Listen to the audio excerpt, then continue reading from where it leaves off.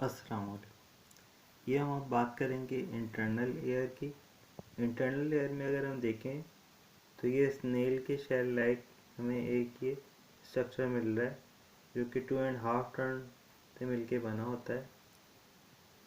इसको हम कॉक्लिया कहते हैं और हम फोकस करेंगे येलोइश पार्ट को पहले, क्योंकि जो इंटरनल एयर है उसके बेसिकली दो पार्ट्स होते हैं। एक ऑसियस यानी बोनी पार्ट होता है और दूसरा जो है मेम्ब्रेनस पार्ट होता है। जो मेम्ब्रेनस पार्ट है it is present with in the osseous part और ये ब्लूइश कलर से शो हुआ है इस डायग्राम के अंदर।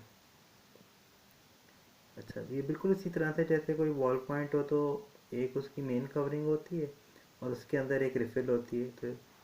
तो सपोज आप ये कर लें कि रिफिल की तरह से जो है वो इंटरनल लेयर का मेम्ब्रेनस पार्ट होता है।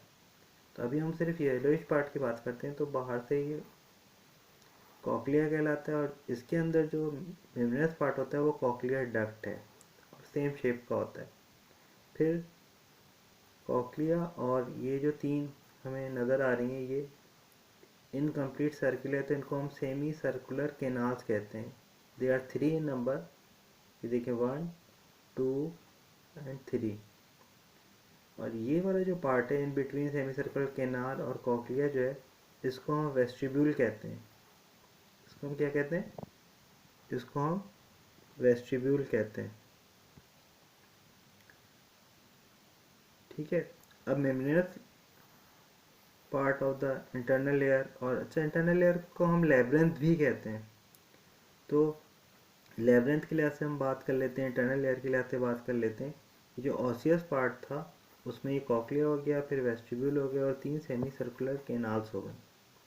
मेम्ब्रेनस पार्ट के अंदर कॉक्लिया के विद इन कॉक्लिया या कॉक्लिया के अंदर जो हमें मेम्ब्रेनस पार्ट मिल रहा है ऑसियस पार्ट के अंदर ब्लूइश कलर का, ये कॉक्लियर डक्ट हो गई।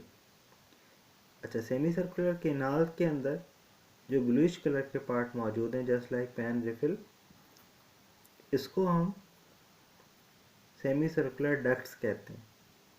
अच्छा, ईच एंड एवरी जो सेमी सर्कुलर डक्ट्स हैं या ऑसियस पार्ट के लिए सेमी सर्कुलर केनाल्स हैं, उनका एक एक जो लिम्ब है वो डायलेटेड सा होता है। ये देखें, इसका भी ये वाला डायलेटेड है, इसका ये वाला डायलेटेड है और ये इसका ये वाला डायलेटेड है। ठीक है। तो ये हमने एक बेसिक बात की इंटरनल एयर या लेब्रिंथ की। ओके।